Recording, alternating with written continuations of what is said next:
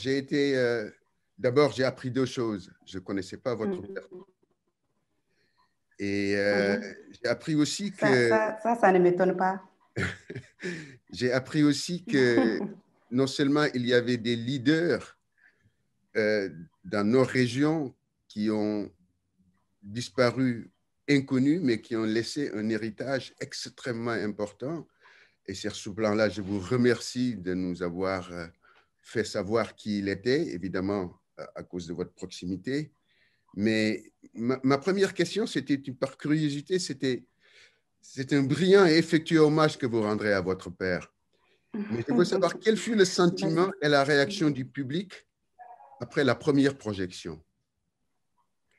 Alors, quand j'avais organisé l'avant-première au Niger, à Niamey, ça s'est très bien passé et j'avoue que le public était surpris.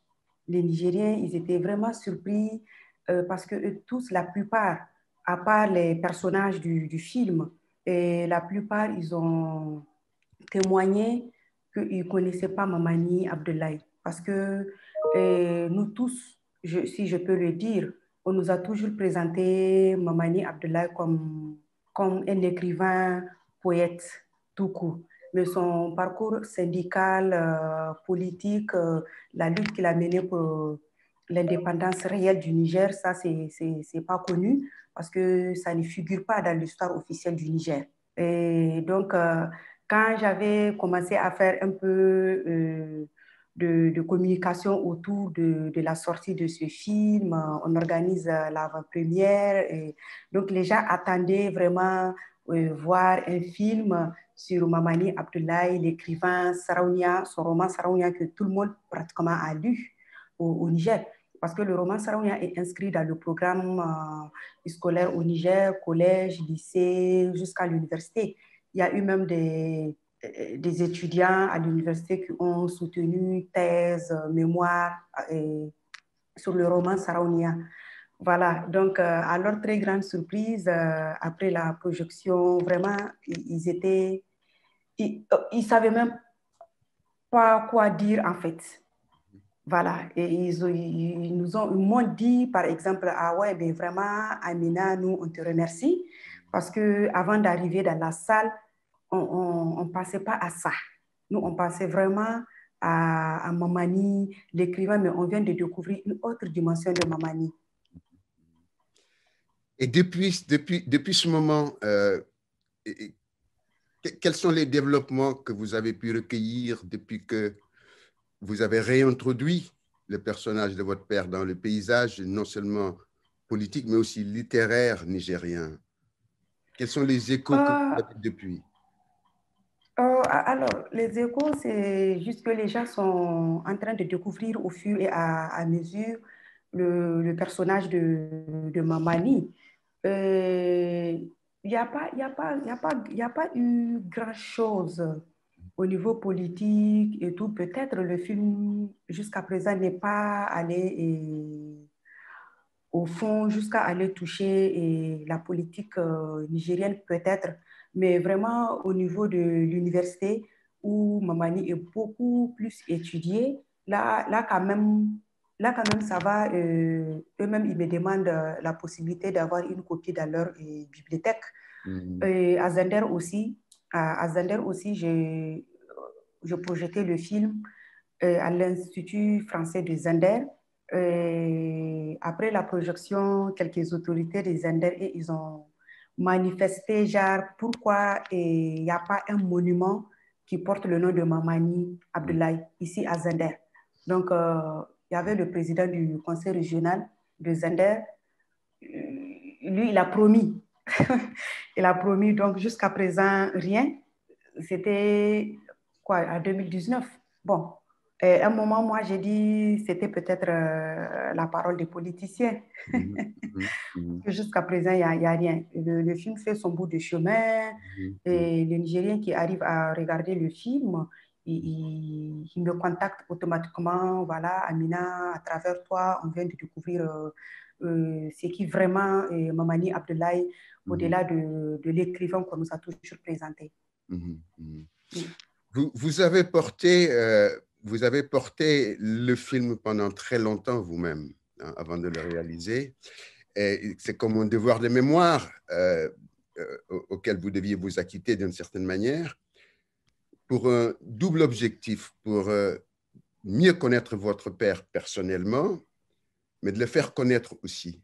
Vous avez le sentiment d'avoir réussi cette double trajectoire? Alors, je portais ce projet, avant que ce projet ne soit film, je l'ai porté pendant 10 ans. Au tout début, j'avais commencé à écrire une nouvelle.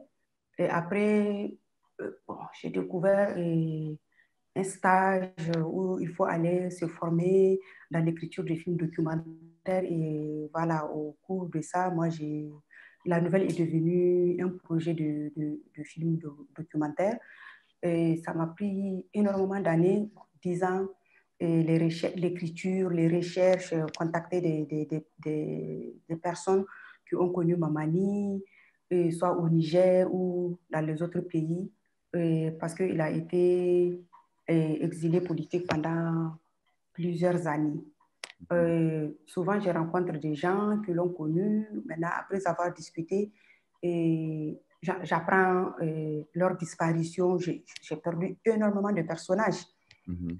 Et comme j'ai l'habitude de dire, euh, c'est la petite histoire de la grande histoire. Alors, la petite histoire, c'est moi, mon histoire d'enfance, et le peu de temps que j'ai vécu avec mon papa, euh, euh, parce que j'avais 10 ans. J'avais 10, 11 ans quand il était décédé. Et quand il partait en voyage à Niamey, parce que nous étions à Zender à l'époque, donc en partant, nous l'avions accompagné devant la porte, ma maman, mes soeurs et moi. Et mes soeurs et moi, il nous a promis des poupées quand il sera de retour. Et moi, j'ai longtemps attendu son retour et la poupée promise, mais il n'est jamais revenu à la maison. Bon, voilà. Ils ont amené un corps, il est décédé, il a eu un accident. Voilà. Moi, je n'ai pas fait les deux parce que j'étais toute petite. Et Mhm. plus je grandissais, plus je sentais l'absence de ce père.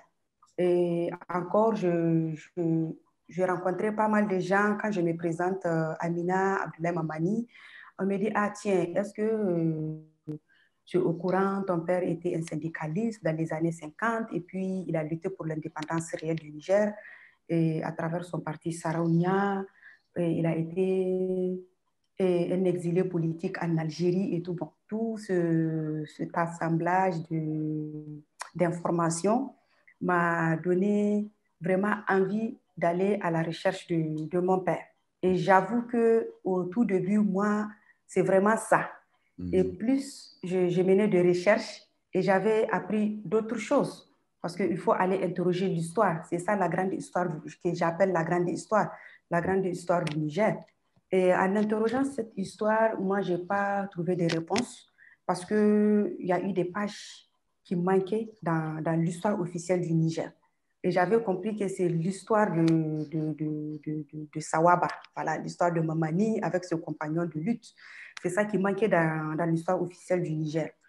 L'histoire officielle, c'était le référendum de 1958, instauré par le général de Gaulle, qui a proposé aux Africains de choisir s'ils veulent rester avec la communauté franco-africaine ou s'ils veulent partir en votant le oui ou le non. Donc, Mamani, avec ses compagnons, via leur parti, Sawaba, et ils ont préféré voter non pour ce référendum parce qu'eux, ils veulent être autonomes.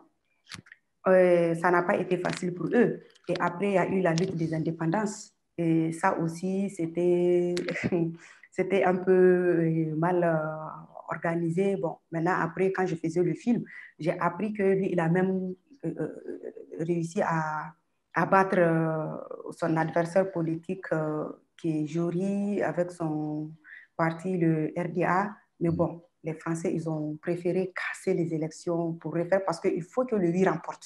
Si le Mhm. non remporte, c'est un peu compliqué. Il faut que le oui remporte.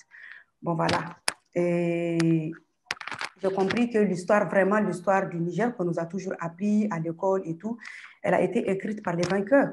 Bon, encore faut-il que l'on s'interroge sur l'existence de soi-disant vainqueurs, quand on explore les pages les plus sombres de l'histoire mondiale. Et ça m'a poussé à élargir ma conception de ce que l'histoire est. Voilà. Ainsi que sur la manière dont cette histoire a été contée.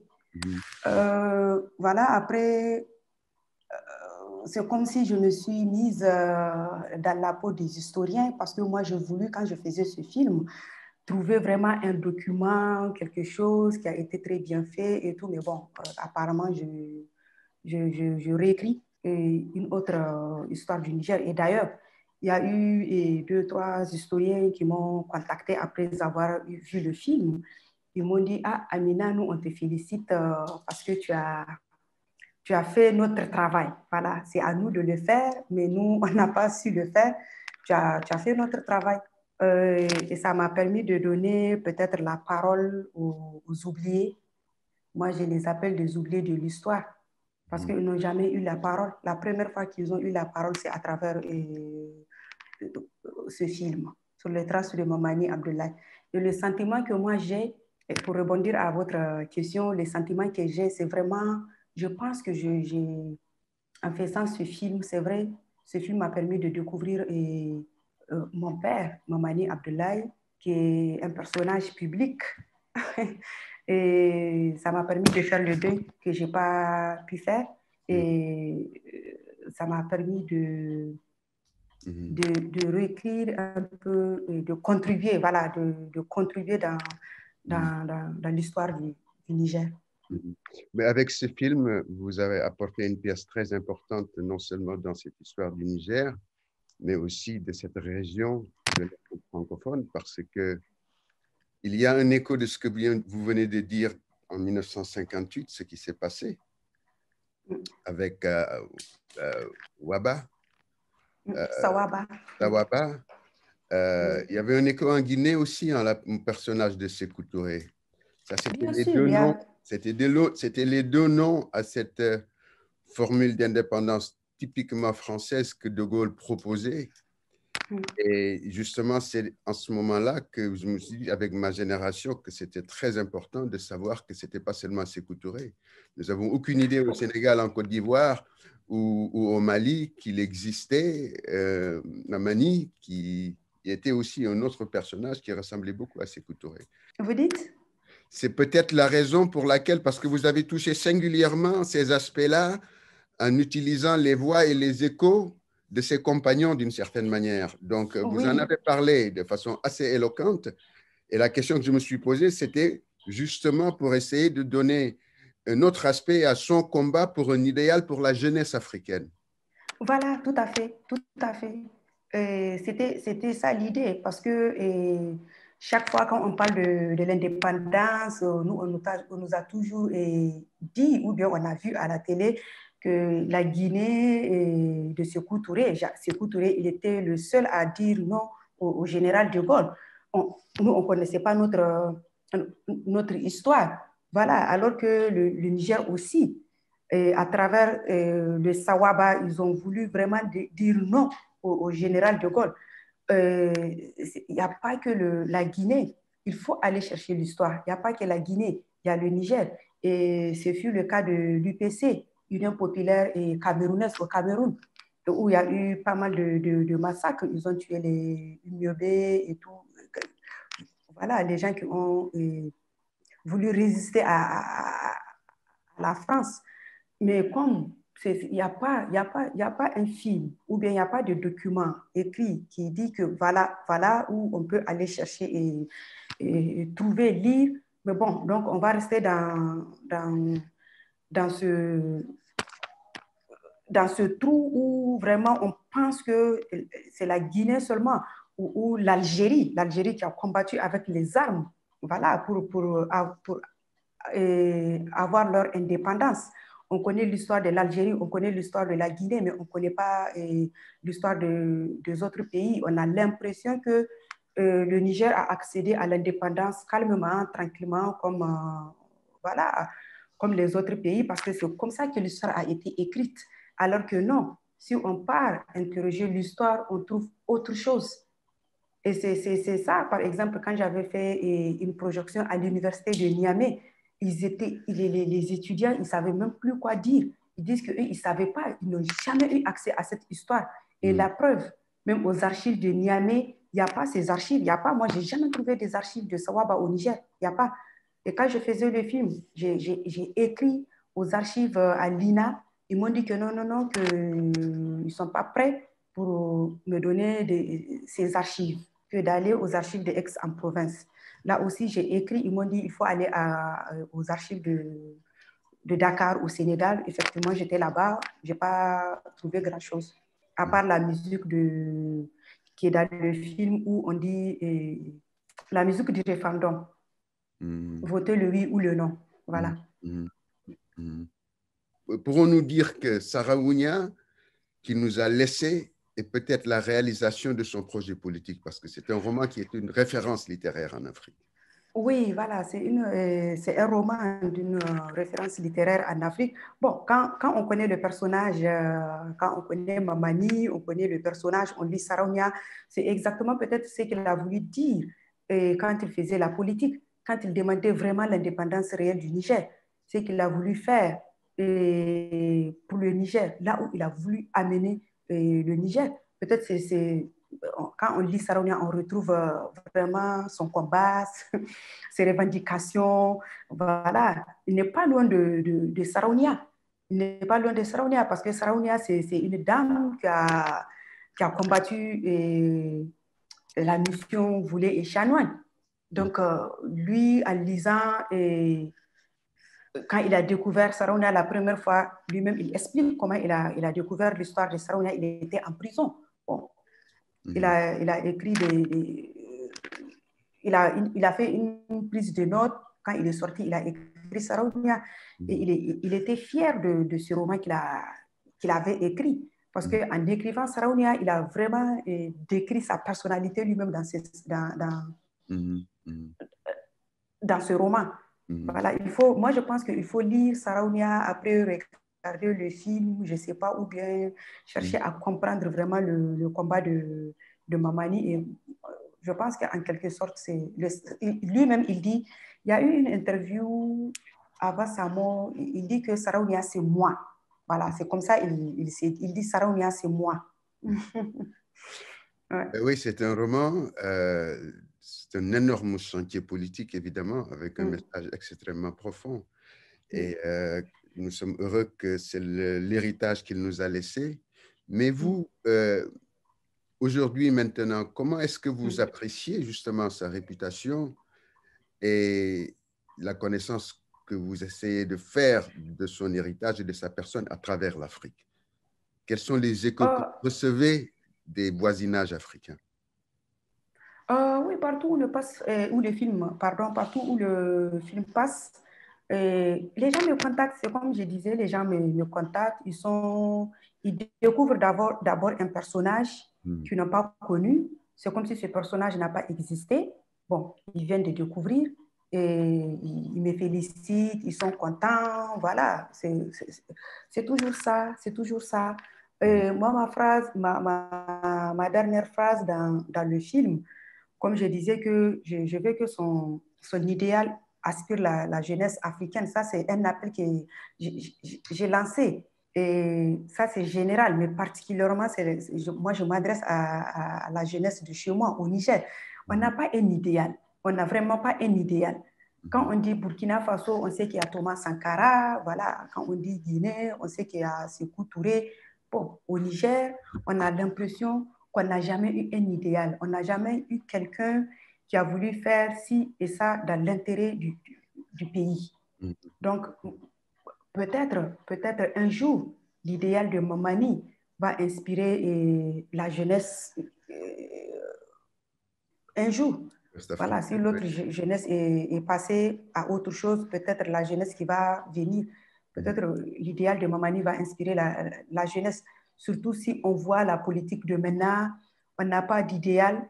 Les gens sont là, le politicien qui vole, qui fait ceci, c'est là, il est présenté comme un idéal et les jeunes, dans leur tête, il faut vite faire la politique pour avoir si ça, mais il n'y a pas de l'idéologie ou derrière tout ça. Voilà, il Mhm. n'y a pas un idéal derrière tout ça.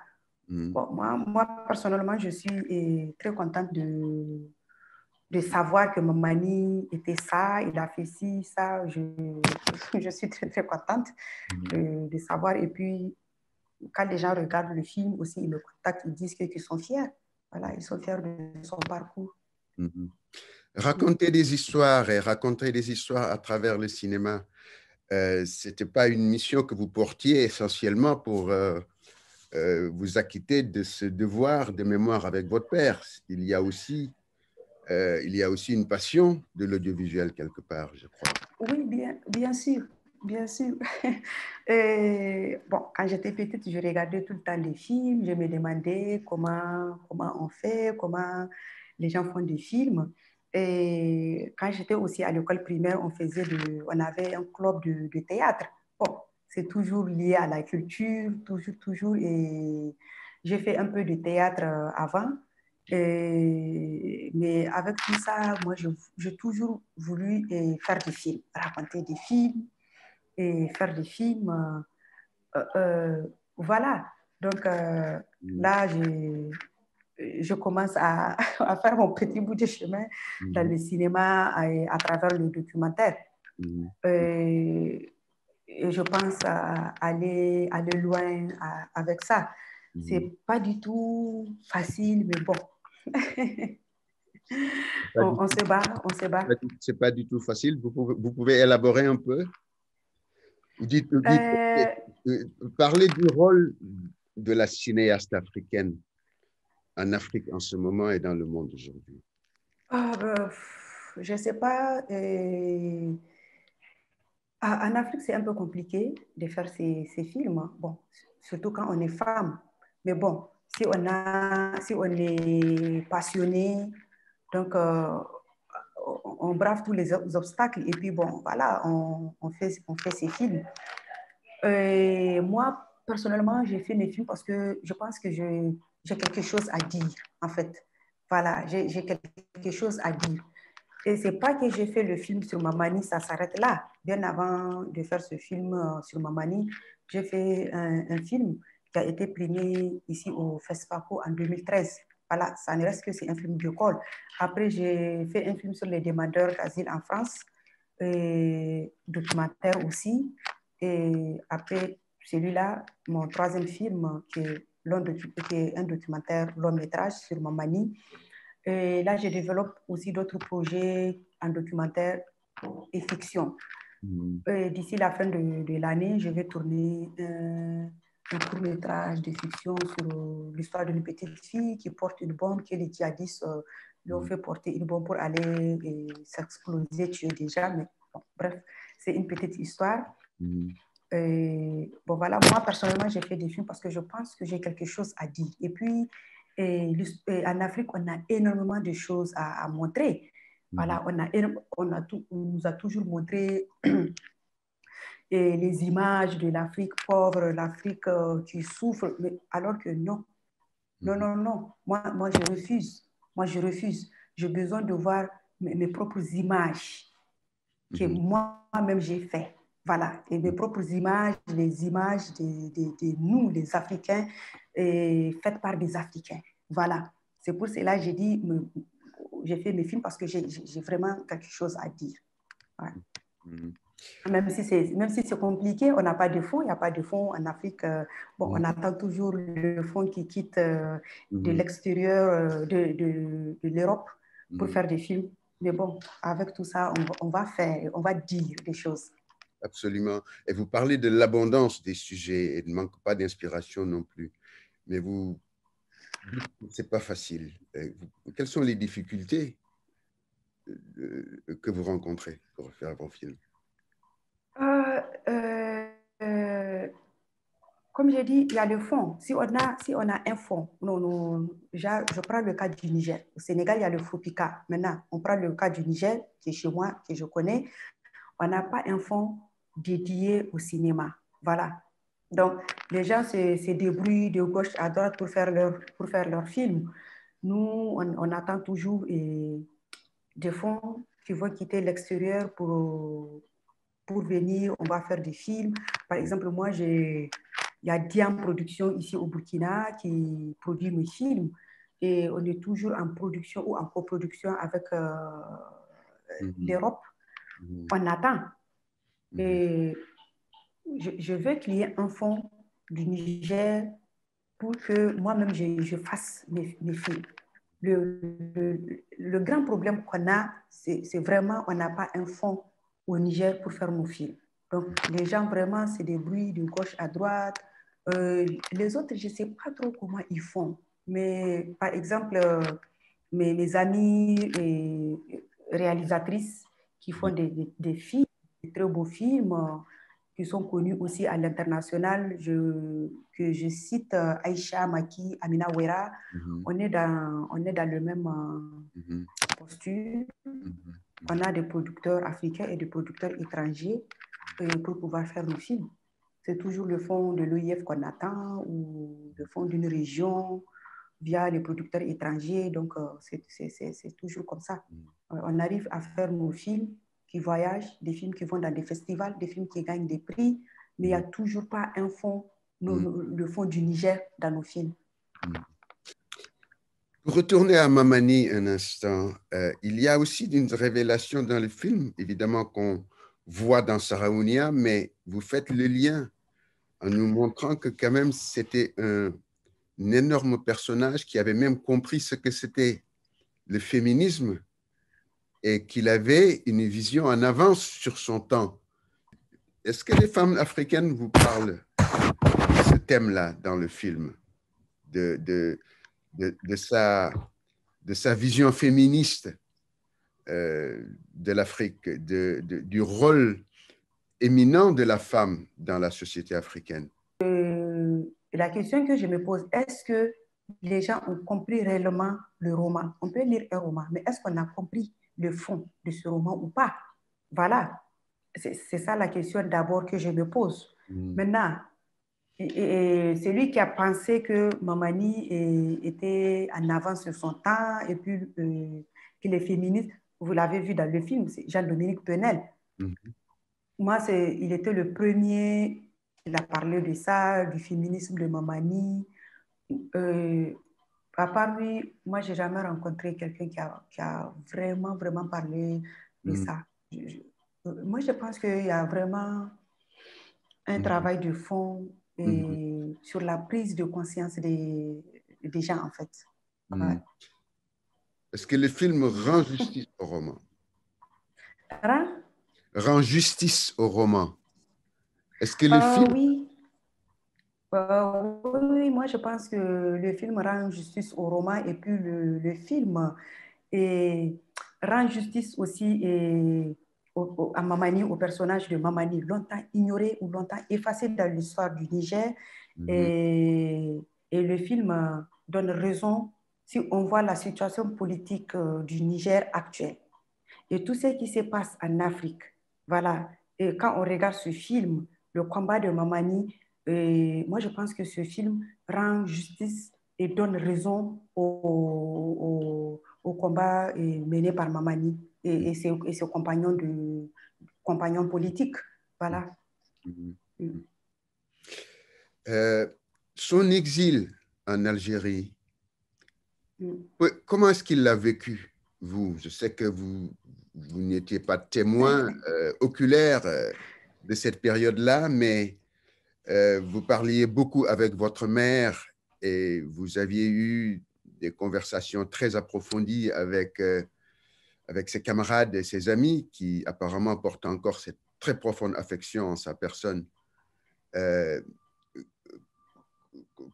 Comment vous a-t-il été relaté la période qu'il avait vécue loin du Niger? Alors,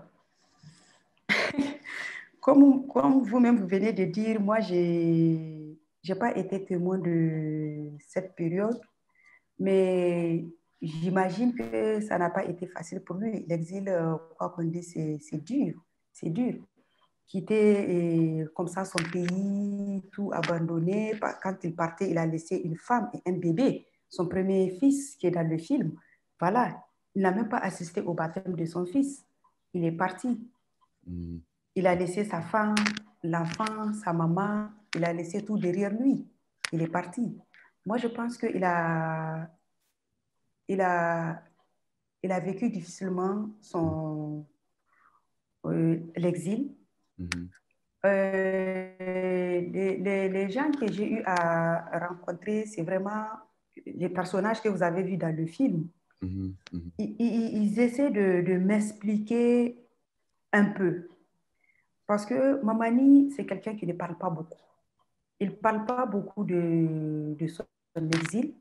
Et ma mère aussi n'a pas connu l'exil de mon père parce qu'il il a connu ma mère quand il est rentré d'exil. Après l'exil, quand il est rentré d'exil, il a fait la prison pendant 4 ans. C'est après la prison qu'il a connu ma mère. Et elle-même, elle me disait que ton papa ne parle pas beaucoup de Mhm. sa vie déjà et Mhm. il parle moins de l'exil. Mhm. Souvent, ça lui arrive. C'est elle qui m'a raconté, hein, Mhm. quand il regarde un peu la télé, et voilà, les infos actualités internationales, quand on montre l'Algérie, Bouteflika, juste comme ça, brièvement, il raconte comme ça que voilà, c'est son ami, quand il était en Algérie, où il parle de temps à autre l'arabe, mais ma maman ne connaît rien de son exil. Mhm. Et même les personnes après l'exil, les personnes qui l'ont rencontré, ils ne parlent pas de son exil, Mhm. mais il dit un peu qu'il a vécu difficilement. Voilà, quoi qu'on dise, l'exil, c'est difficile, c'est comme une déchirure. Tu quittes ta famille et tout, tu te retrouves quelque part Mhm. difficilement. Mhm. C'est un peu compliqué. Ouais, Mhm. c'est un peu compliqué. Et quand on lit son roman Poémérite, qui est un Mhm. recueil de poèmes. Mhm. Souvent, on sent quand il écrivait vraiment, il Mhm. cherchait en fait à s'accrocher Oui, et même ses compagnons de lutte, ses amis, ils ont dit que même quand il faisait le syndicalisme et la politique, Mamani, c'est quelqu'un qui parle peu. Quand Mhm. il parle, c'est pour dire des choses utiles. Mhm. Voilà, c'est juste ça. Il n'est pas bavard. Il n'est pas bavard, il ne parle pas inutilement. Il était discret. Et voilà, il écoutait, il donnait des conseils. Il cherchait comment Mhm. trouver des solutions. Mhm. Voilà.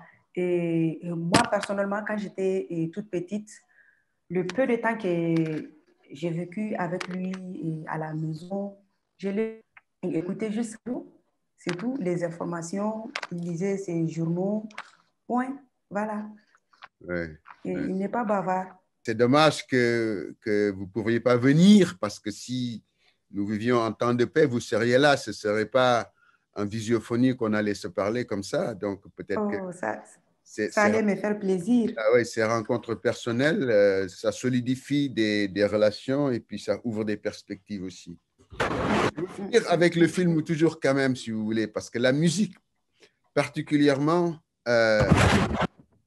m'a beaucoup séduite d'une certaine manière parce que vous avez, je crois que c'est Sori Kandia que vous utilisez dans le machin. C'est pas ça? C'est quoi? C'est Sori Kandia qui chante? Voilà, c'est lui. Il y a Est- Sori Kandia Kouyaté. Est-ce que c'était un clin d'œil justement avec l'expérience guinéenne et Sékou Touré? Tout à fait. Tout à fait. Et puis, alors, moi, je ne connaissais pas ce musicien quand je faisais le film. Vous voyez la dame qui est dans le film, l'américaine Carole Pina. Oui. Voilà, c'est elle qui m'a dit, écoute, je vais te faire écouter cette musique parce que ton père, à l'époque, ton père écoutait Sori Kadia Kouyaté. Tout le Mm. temps, tout le temps, tout le temps. Mm. Elle m'a dit qu'elle-même, elle a connu cette musique à travers mon père. Voilà. Donc, c'est elle qui m'a parlé de cette musique. Moi, je suis partie sur Internet, je regardais, je cherchais, j'ai vu Sori Kadia Kouyaté, il fut un musicien, il chantait pour la Révolution, il fut un musicien révolutionnaire à l'époque en Guinée. Voilà, j'ai dit, je vois pourquoi Mamani écoutait Sori Kadia Kouyaté. Non, c'est formidable parce que bon, c'est vrai Et que Et effectivement, c'est avec elle que j'écoutais cette musique dans le film. Et la musique que j'écoutais avec ma mère, ça, un groupe de musiciens Super Buton de Siougou. C'est un groupe malien, Super Buton de Siougou. Donc, nous, ça nous rappelait un peu le temps que papa vivait, on écoutait la musique, surtout pendant les vacances, quand on voyage. C'est lui qui conduisait, donc il mettait tout le temps cette musique. Et je crois qu'il parle le bambara, je ne sais pas si c'est bambara ou c'est djoula. En tout cas, en écoutant, il expliquait ce que le musicien là disait à ma maman. Ouais. Donc, pratiquement, on a grandi avec cette musique. Ouais. Ouais. Ça fait partie de mes souvenirs. Ça fait partie de mes souvenirs. Ouais. C'est pour cela que j'ai mis, voilà. Ça fait partie des souvenirs, mais ça donne aussi un lien, un message très profond de singularité et de proximité entre deux révolutions, entre des personnages révolutionnaires pour le changement progressiste africain, l'expérience nigérienne et l'expérience guinéenne. Et quel est votre prochain projet là en ce moment? Vous travaillez sur quoi? Je travaille sur un court-métrage. J'avais dit ça tout à l'heure. Je travaille sur un court-métrage. Cette fois-ci, c'est une fiction. C'est l'histoire d'une petite fille qui a été kidnappée par les djihadistes, les gens de Boko Haram. Et donc, un an plus tard, ils vont attacher une bombe à cette petite fille pour la déposer dans un marché. Voilà, elle va aller exploser et puis tuer les gens. Et c'est un peu l'histoire que j'ai écrite. On a déposé à des fonds, on a eu quelques fonds. Donc là, peut-être d'ici la fin de l'année, on va tourner. Ça, c'est fiction. Et en documentaire, je suis en train de développer un projet de film documentaire sur le personnage Eduardo Mondlane. Je ne sais pas si vous avez entendu parler. Oui, Eduardo Mondlane, oui. Voilà, c'est ça. Voilà, c'est ça. Écoute, je vous souhaite tout le bonheur et je vous souhaite toutes les chances